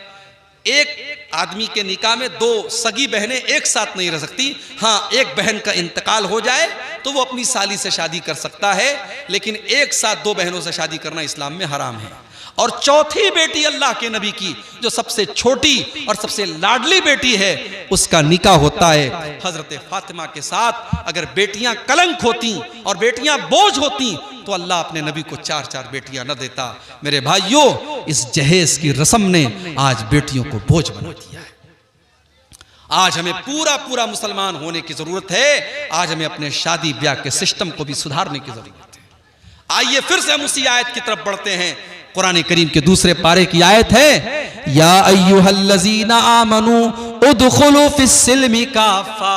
ऐ ईमान वालो, तुम इस्लाम के अंदर पूरे के पूरे दाखिल हो जाओ। अखलाक कैसा है हमारा? अखलाक कैसा है हमारा? लोगों के साथ हमारा व्यवहार कैसा है? लोगों के साथ हमारा सलूक कैसा है? नमाजी तो हैं हम 5 टाइम, मगर हमारा पड़ोसी हमसे परेशान है, गांव वाले हमसे परेशान हैं, हमारी जुबान से परेशान हैं। अगर आपका अखलाक अच्छा नहीं है तो आपकी नमाज कल क़यामत के दिन आपके मुंह के ऊपर मार दी जाएगी। मेरे भाई, अल्लाह के नबी फरमाते हैं, मा मिन शैइन यूज़ौ फिल मीज़ान अस्क़ल मिन हुस्निल खुलुक़ि। क़यामत के दिन इंसान के नामे आमाल में सबसे वजनदार चीज अगर कोई होगी तो उसके अच्छे अखलाक होंगे। हमारे नबी का अखलाक देखो, हमारे नबी का अखलाक देखो। आपने कभी अपनी जात के लिए किसी से बदला नहीं लिया, किसी से इंतकाम नहीं लिया। अपने खून के दुश्मनों को भी आपने माफ कर दिया। जब मक्का फतह हुआ और आपके वो दुश्मन जिन्होंने नमाज की हालत में आपके ऊपर गंदगी डाली थी, जिन्होंने आपको मक्का से निकाला था, जिन्होंने आपको बहुत तरीके की तकलीफें दी थी, आज वो सब के सब लाइन से खड़े हैं। अल्लाह के नबी पूछते हैं, बताओ तुम्हें मुझसे क्या उम्मीद है? सब के सब सर झुका करके कहते हैं, अय मोहम्मद, आप तो शरीफ बाप के शरीफ बेटे हैं, आपसे अच्छी उम्मीद है। अल्लाह के नबी फरमाते हैं, जाओ मैं तुमसे वही बात कहता हूं जो यूसुफ अलैहिस्सलाम ने अपने भाइयों से कही थी, ला तसरीबा अलैकुमुल यौम। जाओ, मुहम्मदुर रसूलुल्लाह किसी से बदला नहीं लेंगे। इज़हाबू अंतुम तुलका, जाओ तुम सब के सब आजाद हो। यह अखलाक अपने अंदर पैदा करो मेरे भाई। आज हमारे मुल्क के हालात भी बदल रहे हैं, नफरत की हवाएं बड़ी तेजी से चल रही हैं। आपके बिहार की सरजमीन पर अभी हालात अच्छे हैं, बेहतर हैं, मगर दूसरे इलाकों के हालात बहुत ज्यादा बुरे हो रहे हैं। मगर मैं समझता हूं कि नफरत की इस आंधी को भी हम रोक सकते हैं। हमारा फार्मूला वही है जो हमारे नबी का फार्मूला था, और वो फार्मूला क्या था? इदफा बिल्लती हिया अहसन फैज़ल्लज़ी बैनका व बैनहु अदावतुन कान्नहु वलियुन हमीम। बुराई का बदला भलाई से दो, तुम्हारा कट्टर दुश्मन भी तुम्हारा जिगरी दोस्त बन जाएगा। मेरे नबी का हाल ये था कि जालिम से लिया जुल्म का बदला न किसी वक्त, जालिम से लिया जुल्म का बदला न किसी वक्त, मारा भी तो अखलाक की तलवार से मारा। मेरे नबी ने अपने दुश्मनों से भी बदला नहीं लिया, मेरे नबी ने अपने खून के दुश्मनों को भी माफ कर दिया। अपने अखलाक को बेहतर बनाओ मेरे प्यारे साथियों। और जब बात अखलाक की आई है तो सबसे पहले आपके अखलाक आपकी बीवी के साथ कैसे हैं, आपके परिवार के साथ कैसे हैं, आपके बच्चों के साथ कैसे हैं। आज तो हालात ये हैं कि आदमी जब सुबह सोया रहता है तो बच्चा स्कूल जाता है, और जब रात को घर आता है तो बच्चा सो चुका होता है। आज माँ बाप के पास अपने बच्चों के लिए टाइम नहीं है। माँ अलग मोबाइल में लगी है, बाप अलग मोबाइल में लगा है और बच्चे अलग मोबाइल में लगे हैं। अपने बच्चों की तरबियत के लिए टाइम निकालो मेरे भाई। महाराष्ट्र के अंदर एक जगह है शोलापुर। एक मर्तबा शोलापुर में एक प्रोग्राम में मैं गया, एक साहब के घर में गया। बड़े अच्छे आदमी थे, नेक आदमी थे। उन्होंने कहा मौलवी साहब मैं रात में जब सोता हूं तो सूरे मुल्क पढ़ के जरूर सोता हूं। अल्लाह के नबी की हदीस है कि जो रात को सूरे मुल्क पढ़ करके सोएगा अल्लाह उसको अजाब कब्र से बचाएगा। उन्होंने कहा मौलवी साहब मैं सूरे मुल्क पढ़ करके सोता हूं और जब मैं सूरे मुल्क पढ़ता हूं तो मेरा 4 साल का पोता जो मेरे बगल में सोता है वो अपने दादा के मुंह से सूरे मुल्क सुनता है और मेरा पोता सूरे मुल्क सुन सुन करके पूरी सूरे मुल्क याद कर चुका है। और 4 साल के उनके पोते से जब मैंने पूछा तो उसने फर फर फर पर पूरी सूरे मुल्क पढ़ के उसने मुझको सुना दी। सूरे मुल्क अच्छी खासी लंबी सूरत है, 2-2.5 सफ़े की सूरत है और बड़े बड़े लोगों को याद नहीं होती। 4 साल के बच्चे को याद है। क्यों? क्योंकि उसने अपने दादा को पढ़ते हुए देखा है। मेरे भाइयों, बच्चे आपकी बात बाद में देखते हैं, आपका अमल पहले देखते हैं। बच्चा जब आपको गाली देते हुए देखता है, बच्चा जब आपको गुटखा खाते हुए देखता है, बच्चा जब आपको सिगरेट पीते हुए देखता है, बच्चा जब आपको गलत काम करते हुए देखता है, बच्चा आपसे सीखता है। अपने बच्चों की तरबियत पर भी आप ध्यान दीजिए। अरबी का एक शायर कहता है लईसल यतीमु मन इंतहा अबवाहु मिन हम्मिल हयाती व खल्लफाहु जलीला। यतीम वो नहीं है जिसके माँ बाप उसको दुनिया से छोड़ के चले जाएं। यतीम वो बच्चा नहीं है जिसकी माँ का इंतकाल हो जाए, जिसके बाप का इंतकाल हो जाए। इन्नल यतीमा हुवल्लज़ी तल्क़ा लहू उम्मन तखल्लत अव्वबन मशगूला। कहता है कि यतीम तो वो है जिसकी माँ के पास उसके लिए समय न हो और जिसके बाप के पास उसके लिए टाइम न हो। बाप इतना बिजी हो कि बच्चे को टाइम न दे सके और माँ इतनी बिजी हो कि बच्चे को टाइम न दे सके, वो बच्चा यतीम है, वो बच्चा यतीम है। मेरे प्यारे साथियों, आपका अखलाक समाज के साथ कैसा है ये बाद में देखा जाएगा, आपके परिवार के साथ कैसा है ये पहले देखा जाएगा। इसीलिए अल्लाह के नबी फरमाते हैं खैरुकुम खैरुकुम ले अहलिही व अना खैरुकुम ले अहली। तो मैं सबसे बेहतरीन इंसान वो है जो अपने परिवार के लिए बेहतर हो और मैं भी तुम्हें अपने परिवार के लिए सबसे बेहतर हूं। अल्लाह के नबी अपनी बीवियों से हंसी मजाक भी करते थे। सफर में आप जा रहे हैं, आपकी आदत थी, आप सफर में कुरानदाजी करते थे। जिस बीवी का नाम आता था उस बीवी को सफर में लेकर के जाते थे। अम्मा आयशा को लेकर के आप सफर में जा रहे हैं, रास्ते में आपने सहाबा से कहा कि तुम लोग थोड़ा आगे बढ़ जाओ। जब सहाबा आगे बढ़ गए, थोड़ा सन्नाटा हो गया। अल्लाह के नबी ने हजरत आयशा से कहा अया आयशा ताली ओ साबिकु की, अया आयशा आ जाओ, हम दोनों दौड़ का मुकाबला करते हैं, हम दोनों रेस करते हैं, देखते हैं कि कौन आगे बढ़ता है कौन पीछे रह जाता है। इससे एक सबक ये भी मिला कि जब बीवी के साथ आप रोमांस करें तो अकेले में करें, बीवी के साथ हंसी मजाक करें तो अकेले में करें। बीवी के साथ हंसी मजाक और रोमांस ये पब्लिक प्लेस में नहीं किया जाता, अकेले में किया जाता। सहाबा जब आगे निकल गए और सन्नाटा हो गया, अल्लाह के नबी ने कहा आयशा चलो हम दोनों दौड़ का मुकाबला करते हैं। अल्लाह के नबी दौड़ने लगे, अम्मा आयशा भी दौड़ने लगी।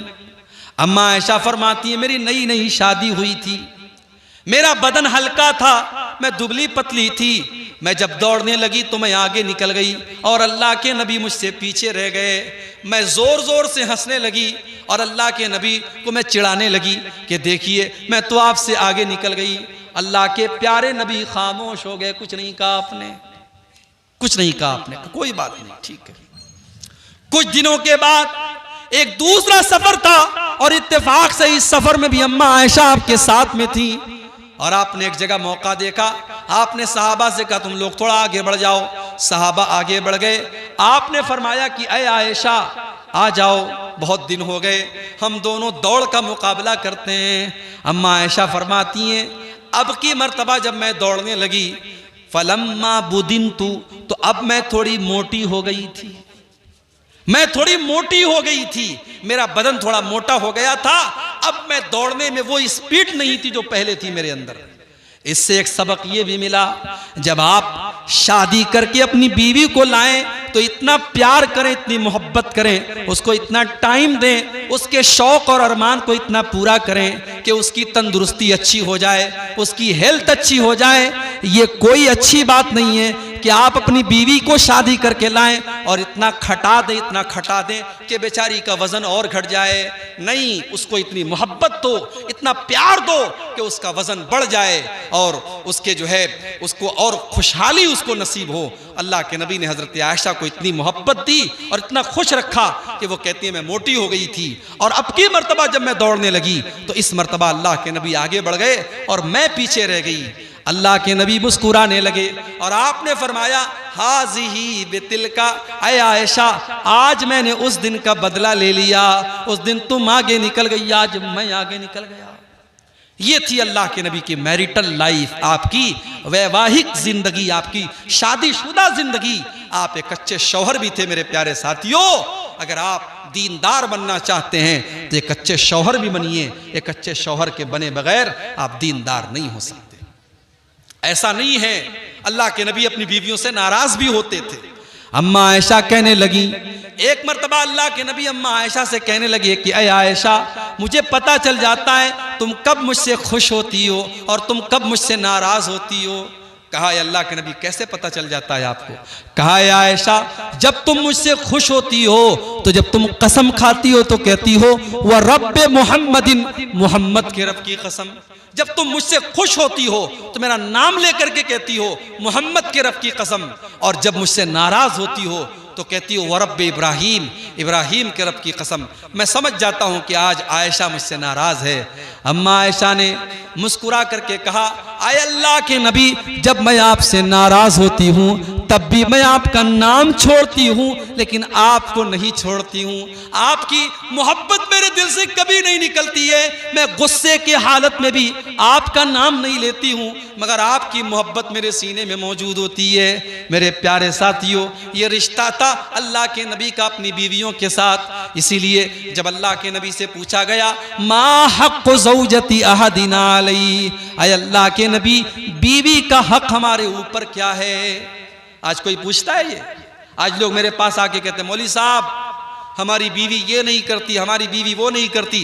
जरा आप शौहर के हुकूक पर तकरीर कर दीजिए। आज ऐसे शौहर तो मिलेंगे जो अपने हुकूक के बारे में पूछेंगे, मगर यहां बीवी का हक क्या है हमारे ऊपर, ये आकर के पूछा सहाबी ने। अय अल्लाह के नबी, बीवी का हक हमारे ऊपर क्या है, जरा आप बता दीजिए। अल्लाह के नबी ने फरमाया अंतुतिमहा इज़ा तइमता व तक्सुहा इज़ा तसैता वला तज़रिबिल वजहा वला तुक़ब्बे वला तहजुर इल्ला फिल बैत। आपने फरमाया बीवी का हक ये है कि जो तुम खाओ अपनी बीवी को खिलाओ।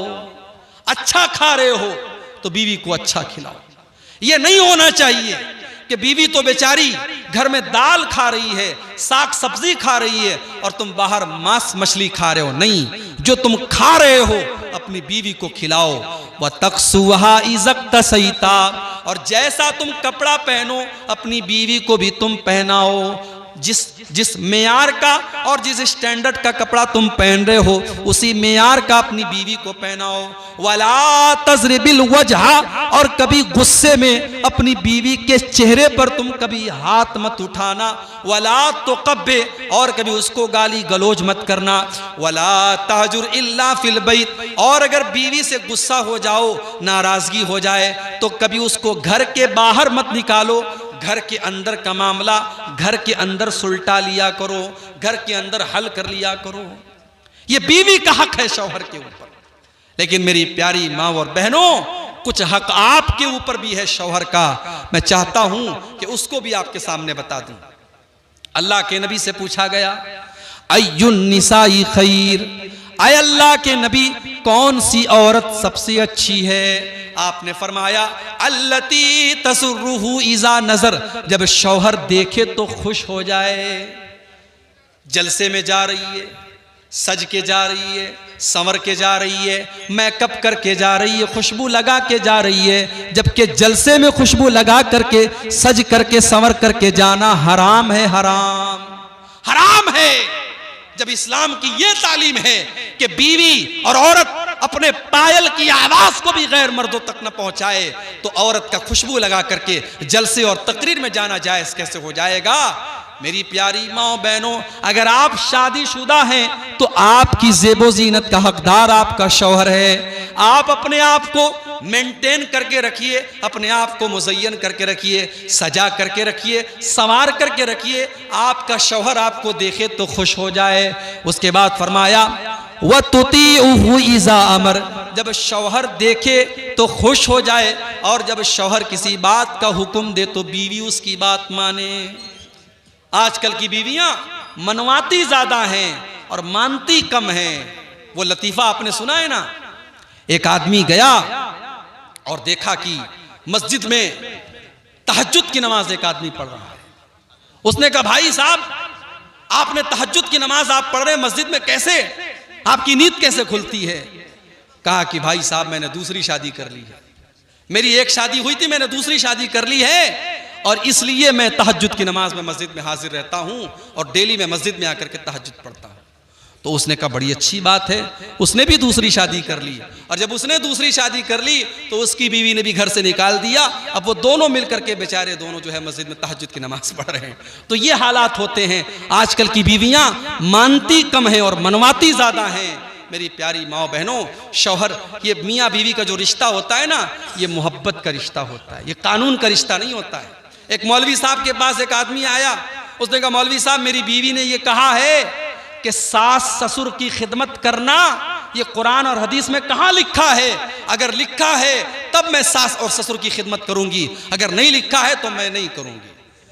तो मुफ्ती साहब ने बड़ा अच्छा जवाब दिया, कि जाओ अपनी बीवी से कहो कि कुरान और हदीस में कहाँ लिखा है कि बीवी को 5,000 रुपये वाला सूट दिलाया जाए, बीवी को हर महीने 2500 रुपये के मेकअप का सामान दिलाया जाए, बीवी को सोने की ईयर रिंग दिलाई जाए, बीवी को महंगे महंगे कपड़े खरीद के दिए जाएं।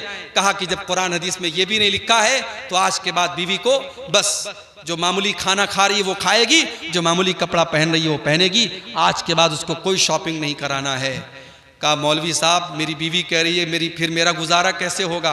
तो कहा कि हर चीज़ के बारे में आप ये सवाल मत कीजिए कि कुरान हदीस में कहाँ लिखा है। कुरान हदीस में ये लिखा है कि आपको अपने शौहर को खुश रखना है, और शौहर को खुश रखने के लिए ये ज़रूरी है कि आप शौहर के माँ बाप को खुश रखिए। इसलिए जहाँ तक हो सके अपने सास और ससुर की भी खिदमत कीजिए ताकि आपका शौहर आपसे खुश रहे। इसके लिए अलग से कुरान और हदीस की दलील का होना ज़रूरी नहीं है। तो मेरे प्यारे साथियों, ये जो रिश्ता है मियाँ बीवी का, ये मोहब्बत का रिश्ता है, और इसीलिए अल्लाह ताला ने कुरान में इस रिश्ते को अपनी निशानी करार दिया है। आज के दौर में बगैर निकाह के भी मोहब्बत हो रही है। आज के दौर में पहले मोहब्बत होती है फिर शादी होती है, इस तरीके के वाकयात भी हो रहे हैं। मगर याद रखो, ऐसी शादियां आमतौर से फेल होती हैं और नाकाम होती हैं, जिसको हमारे यहाँ लव मैरिज कहा जाता है। ये लव मैरिज नाकाम होती है। क्यों? क्योंकि ये हराम होती है। मोहब्बत करो और फिर शादी करो, ये इस्लाम का कॉन्सेप्ट नहीं है। इस्लाम का कॉन्सेप्ट है शादी करो फिर मोहब्बत करो, और जब शादी करने के बाद एक इंसान एक औरत को अपने घर में लाता है तो अल्लाह ताला ने फरमाया वमिन आयातिही अन खलक़ लकुम मिन अनफुसिकुम अज़वाजन लितस्कुनू इलैहा व जअल बैनकुम मवद्दतन व रहमा। मेरे बंदो, हमारी बहुत बड़ी निशानी ये भी है कि हमने तुम्हारे लिए तुम्हारी बीवियों को बनाया, तुम्हारी पत्नियों को बनाया, और हमने पति पत्नी के बीच में, हमने मियाँ बीवी के बीच में मोहब्बत रख दी और रहमत रख दी। उलमा कहते हैं मोहब्बत का ताल्लुक जवानी से है और रहमत का ताल्लुक बुढ़ापे से है। एक उम्र ऐसी आती है कि मर्द भी बूढ़ा हो गया, औरत भी बूढ़ी हो गई। अब ना मर्द के अंदर कोई ताकत बची है, ना औरत के अंदर कोई अट्रैक्शन बचा है।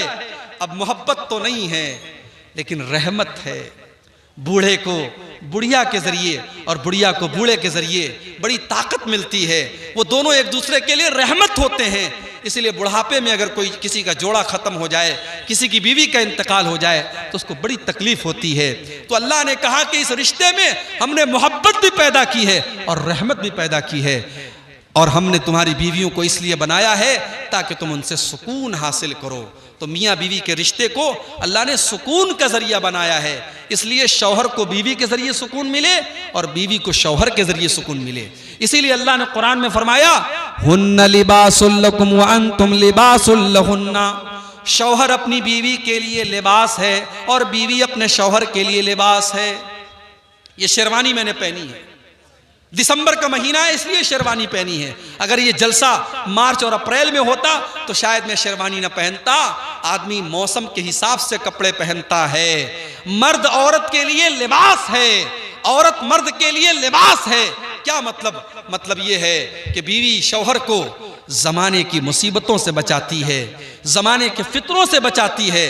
जिसकी शादी हो जाती है उसकी नजरें महफूज हो जाती हैं, उसकी शर्मगाह महफूज हो जाती है, और शौहर अपनी बीवी को ज़माने की नज़रों से बचाता है। दोनों एक दूसरे के लिए लिबास हैं। तो मेरे भाइयों, इस रिश्ते को मोहब्बत से हल कीजिए, एक अच्छे शौहर बनिए। और अपनी माँ और बहनों से कहूँगा, अगर आपकी शादी हुई है तो एक अच्छी बीवी बनिए, अगर आपके बच्चे हैं तो एक अच्छी माँ बनिए। और फिर से मैं रिपीट करता हूँ उसी आयत को जो मैंने खुतबे के शुरू में पढ़ी थी, या अय्युहल्लज़ीना आमनू उदखुलू फिस्सिल्मि काफ़ा।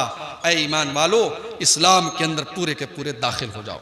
अब एक आखिरी बात बयान करके बात खत्म करूंगा। हमारे इस दौर में एक बहुत बड़ी मुसीबत ये भी आई है कि आजकल इंटरनेट पर बहुत सारे ऐसे ऐप आ रहे हैं जिसमें हमारा नौजवान इंटरनेट पर ऑनलाइन जुआ खेल रहा है। कोई लूडो के जरिए जुआ खेल रहा है, कोई किसी ऐप के जरिए जुआ खेल रहा है, कोई सट्टा लगा रहा है। ये तमाम के तमाम तरीके जो ऑनलाइन तरीके हैं पैसा कमाने के, ये हराम हैं। और ये जुआ और सट्टे की ये मॉडर्न शक्लें हैं। मैं अपने नौजवान साथियों से कहूँगा, हलाल के ज़रिए पैसा कमाओ, अल्लाह बहुत बरकत देगा। हलाल रोज़ी कमाने के बहुत सारे रास्ते हैं, आपको हराम रास्ता अपनाने की ज़रूरत नहीं है मेरे भाई। अल्लाह के नबी ने फरमाया, याती अलन्नासी ज़मानुन ला युबालिल मर्उ मिन ऐना खज़ल माल। एक ज़माना ऐसा आने वाला है जब इंसान परवाह नहीं करेगा कि माल हलाल तरीके से कमा रहा है या हराम तरीके से कमा रहा है। 4 दिन की ज़िंदगी है मेरे भाई, हराम कमाई खा करके और अपने बच्चों को खिला करके अपनी आखिरत को तबाह मत कीजिए। कम खाइए लेकिन हलाल खाइए। हलाल की सूखी रोटी हराम के मुर्ग से और हराम की मुरगन ग़िज़ाओं से बेहतर है। मेरे प्यारे साथियों, सहाबे किराम को आप देखिए, अल्लाह के नबी को देखिए, कितनी एहतियात करते थे।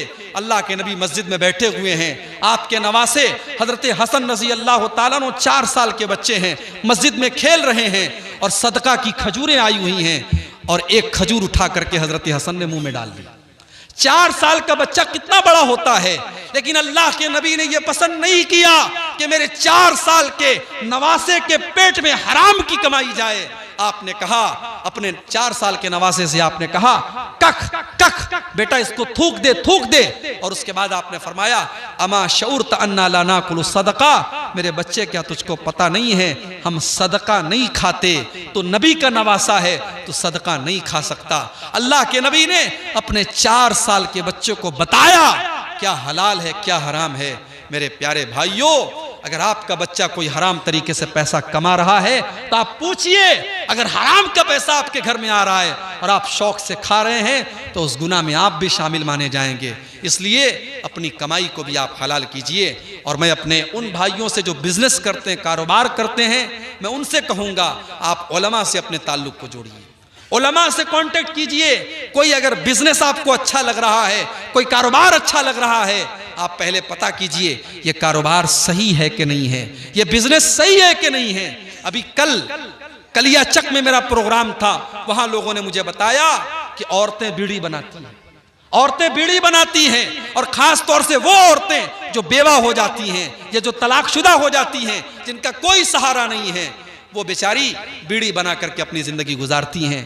मैंने कहा ये कोई दलील नहीं है। अगर कोई औरत बेवा है उसको सहारा दिया जाए, उसकी दूसरी शादी कराई जाए। हाँ, अगर बहुत उम्र दराज हो गई है, शादी के लायक नहीं है, तो उसका कोई और इंतजाम किया जाए, लोग उसकी मदद करें या कोई हलाल काम उसको दिया जाए। मैंने कहा बीड़ी जब हराम है तो बीड़ी का कारोबार भी हराम है, बीड़ी बनाना भी हराम है। अल्लाह ने कुरान में फरमाया वला तावनु अलल इस्म वल उद्वान, गुनाह के काम में तुम एक दूसरे की मदद मत करो। मेरे प्यारे साथियों, आप कोई भी काम धंधा करें, कोशिश करें कि हलाल कारोबार करें।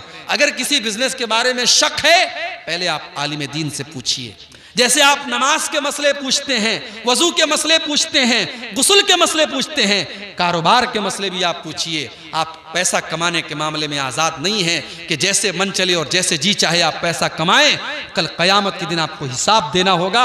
मिन ऐन इक्तसबा, तुमने माल कहाँ से कमाया था और कहाँ पर तुमने खर्च किया था, इन दोनों का हिसाब हमें अल्लाह को देना पड़ेगा। तो ये चंद बातें थी जो मैंने आपके सामने कुरान करीम के दूसरे पारे की रोशनी में रखी कि हमें और आपको इस्लाम में पूरे के पूरे दाखिल होना है। वला तत्तबिउ खुतवातिश शैतान, शैतान के रास्ते पर मत चलो। इन्नहु लकुम अदुव्वुम मुबीन, शैतान तुम्हारा खुला हुआ दुश्मन है। आइए हम अल्लाह से दुआ करें। ये रात का वक्त है, तहज्जुद का वक्त है, रात का आखिरी पहर है, ये अल्लाह की मग़फ़िरत का वक्त है। आइए हम अल्लाह से दुआ करें कि अल्लाह ताला आज के इस प्रोग्राम में हम सब के जमा होने को कबूल फरमाए। अल्लाह हमारी ख़ताओं को माफ़ फरमाए, अल्लाह हमारी नेकियों को कबूल फरमाए। जिस मदरसे के